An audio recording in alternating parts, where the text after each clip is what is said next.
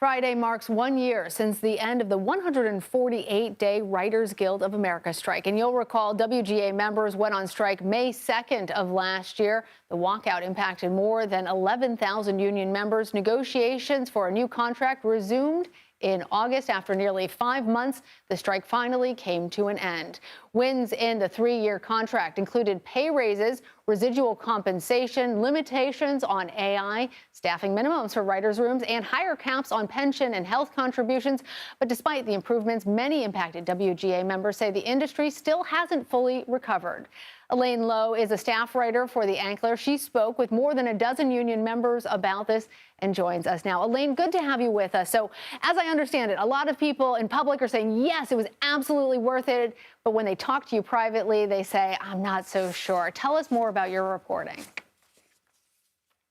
So for the record, the overwhelming majority of writers that I've spoken to, whether on the record or on background, have all told me that they do feel like the strike was ultimately worth it, as they were looking for a more sustainable way for their profession to continue for the next generation.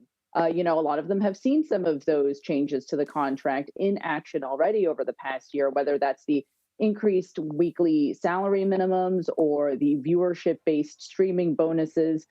But at the same time,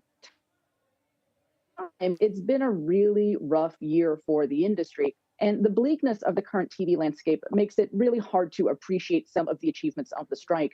In some private conversations that I've had with high-level TV agents, I talked to one recently who said that his clients are frustrated because there isn't a lot of work and feel like, some of the changes, not having mini rooms, having higher premiums, have contributed to, writers' rooms not being in action.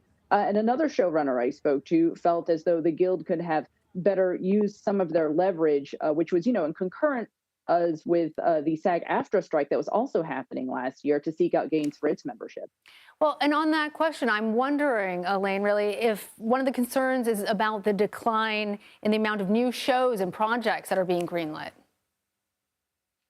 We're coming off of this era of so-called peak TV. There were 600 scripted TV series on the air in 2022, really coming down from the peak of that bubble now. But nobody really knows where that's going to land. We're kind of in the era where all of these streaming platforms have been looking for content to fill their pipelines and to make sure that there's enough there to entice paying subscribers. But now that there's increased scrutiny from Wall Street and increased scrutiny on these balance sheets, there's really been a pare back from that period of time. So if you're looking at, what is it now, 400 shows, maybe the new number is going to be 300 scripted shows on air. That's still a lot of shows, but that's, a 50 or 40% pullback from the peak of that era. And so that's going to mean fewer jobs on the market.